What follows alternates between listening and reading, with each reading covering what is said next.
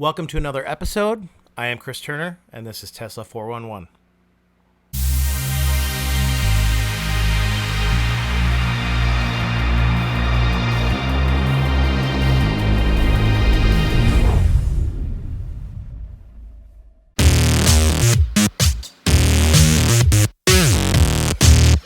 You're back. Okay. Don't forget to like and subscribe. It's very important. Today, we're going to go over the last couple days because I didn't do an episode. And we're going to talk a little bit about SpaceX, Elon Musk's other company, or one of his other companies. He's got a few other ones. But on December 10th, the Starship SN8 did its high-altitude test flight, which looked great. Everything looked good. I mean, the pre-launch setup, everything was looking fine, even going up, and then the belly flop coming down to slow it. Even the redirection where they're coming down straight, I think everything went smooth. They may have had an engine failure. It looked like one went out. They tried to relight. I don't know if it happened quick enough, but they were coming down just a little too hot, and I didn't see any landing gear either. But everything went smooth except for the landing, which it ended up exploding, which they kind of thought that's why it's a test flight. But yeah, it just came down a little too fast, but it was so neat to see. It literally was coming down and then went sideways and then went back up. And so that wasn't supposed to happen. But, you know, he's got plans to go to Mars here next year, unmanned, but just to send something there and come back or get samples. I don't think he's planning on sending anybody there for a few years at least. I think more like 5, 6, 7 years. The $5 billion of stock that was released to the banks has been fully sold. Same thing with last time. You know, they always say, you know, they're going to sell a little bit here and there if they want to. I don't know why they always do that and then sell it the next day, but they did, and it's done. So now they have $20 billion in cash just set aside for whatever they want to do. If they want to, you know, buy another automaker, possibly. If they want to build a few more factories, if they, you know, anything that they want to do, they have the money to do it. So that's not a big deal. Somebody had asked me on here if $600 is too much to buy Tesla now. And I said, well, it's going to look cheap in 10 years. I wouldn't, and again, I'm not a financial advisor, so don't take my advice. But I don't think it's too much. It's definitely a high. I mean, it's up there right now compared to where it was a year ago. And it will probably rise going into the S&P, and then it's going to fall probably back down to that 600 mark. So I wouldn't say not to buy it at 6, because in 2 years it could be at 1,500. Probably in a year it could be at 1,500.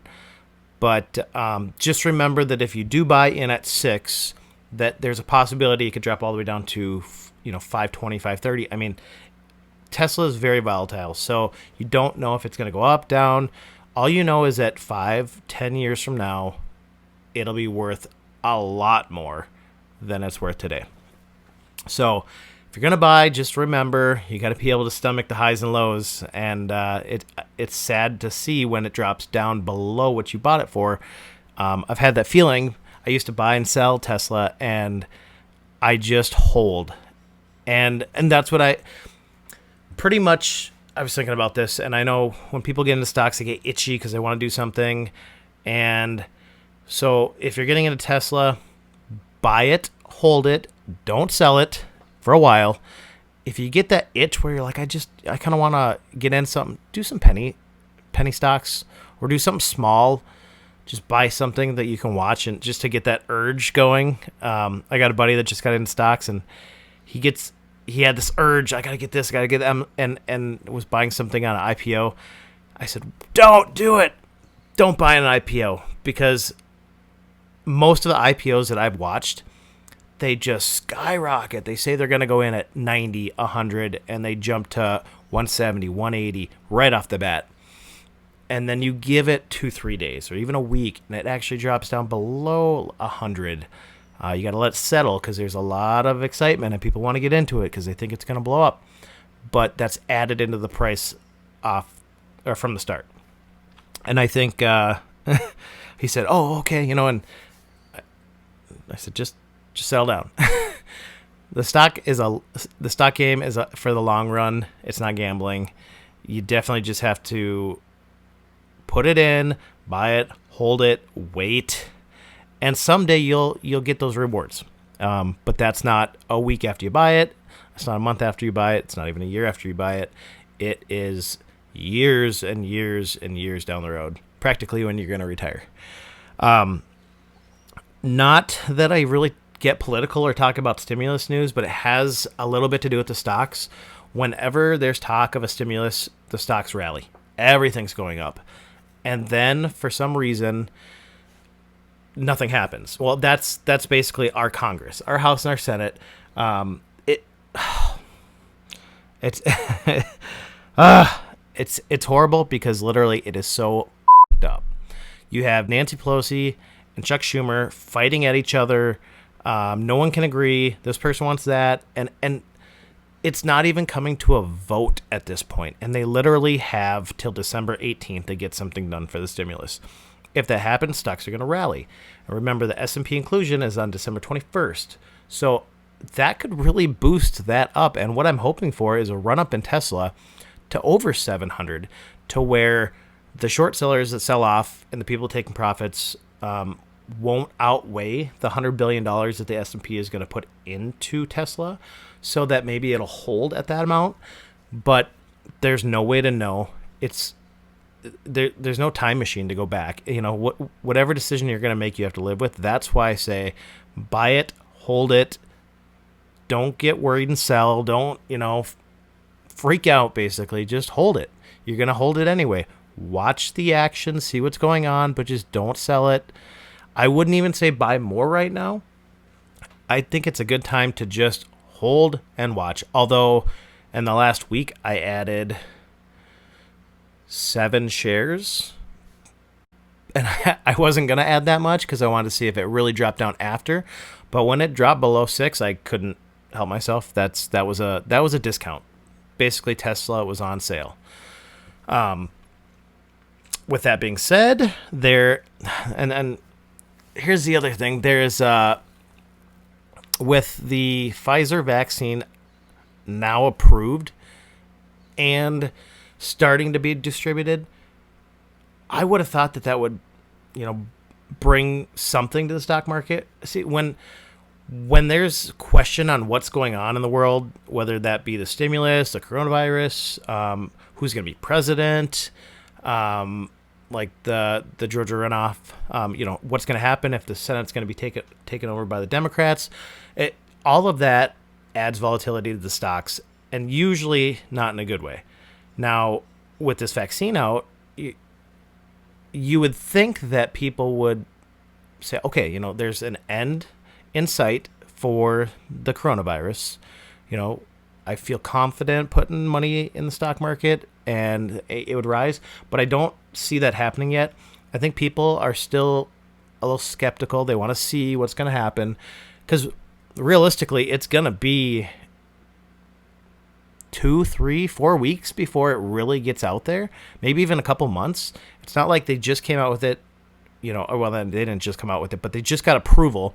It's not like it's just going to go out to everybody tomorrow. It's going to take a lot of time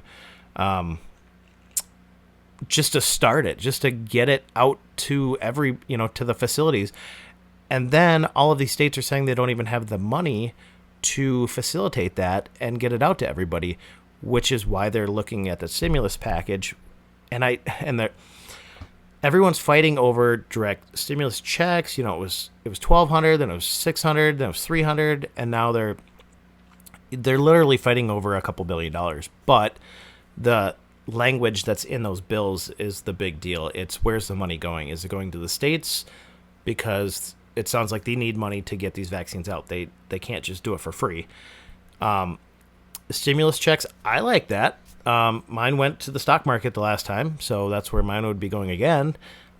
But there are people that are hurting, and that direct money can go for whatever they need, whether it's food, bills, paying somebody back that they borrowed for it, rent. It doesn't matter what it's for, but it would go for whatever they need.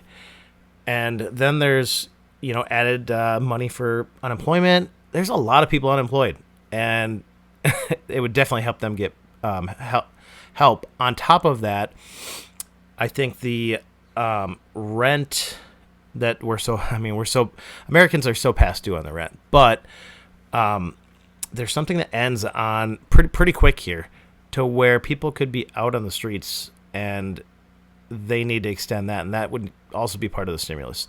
So either way, this all needs to happen, and literally it needs to happen in 6 days, 5 days. That's all they have left with the extension to the 18th. So something needs to happen, and when that happens, I want to see the stock rise all the way up into the S&P, and then fall. I'm hoping for 10%. That'd be nice if it was only 10, but realistically, it's probably going to be like 15, 20. Then it's probably going to go up again, and then down again, up again, down. And that's just how Tesla works. It's never going to go straight again. Even with the added money from the S&P, which is just going to be held, and the short sellers that will basically go away because they're not going to want to short sell Tesla anymore. It's going to be a little flatter than normal, but they're probably going to move on to something else. So, yeah, I don't have anything else to say about that. But that's it for today. Until next time, keep saving, be smart, and keep investing. We'll see you next episode.